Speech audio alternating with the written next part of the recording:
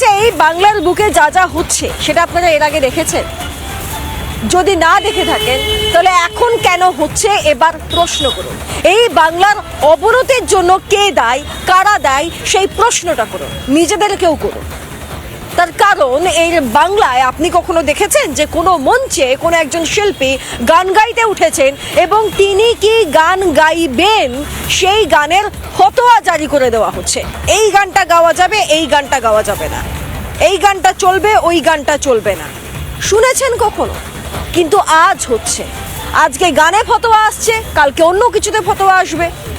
তাহলে প্রশ্ন করুন যে কেন এগুলো হচ্ছে, কোন পথে যাচ্ছে বাংলা, কাদেরকে অনুসরণ করছে পশ্চিমবঙ্গ? আমি জানতে চাই, আমি প্রশ্ন করতে চাই যে এই আজকের পশ্চিমবঙ্গ কাদেরকে অনুসরণ করছে, যেখানে লগ্নজিতা চক্রবর্তীর মতো একজন গায়িকাকে তিনি স্টেজে উঠে গান গাইছেন, তাকে ঠিক করে দেওয়া হচ্ছে স্টেজে উঠে মারমুখী হয়ে যে তিনি কোন গানটা গাইতে পারবেন আর কোনটা গাইতে পারবে না। আমি তো প্রশ্ন করবো সেই সমস্ত বুদ্ধিজীবীদের, সেই সমস্ত সেকুলার মানুষদের যে তারা আজকে কোথায়? এই যে লগ্নজিতা গাইতে উঠলেন, তাকে মারতে উদ্ধত হলো এক ব্যক্তি, তারপর পুলিশি হেনস্থাও হলো খানিকক্ষণ, গড়িমসি হলো খানিকক্ষণ, যেমনটা বিজেপির অভিযোগ।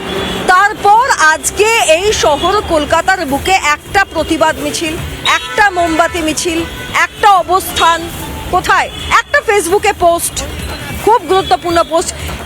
নিতান্ত পক্ষে যারা নিজের জগতের লোক, সঙ্গীত শিল্পীর জগতের লোক, সেই জগতের লোকেরাই বা আজকে সরব হচ্ছেন না কেন? কে বাধা দিচ্ছে? কিসের বাধা আসছে? আজকে যেটা লগ্নজিতার সঙ্গে হয়েছে, কালকে সেটা আরেকজনের সঙ্গে হবে, পরশু আরেকজনের সঙ্গে।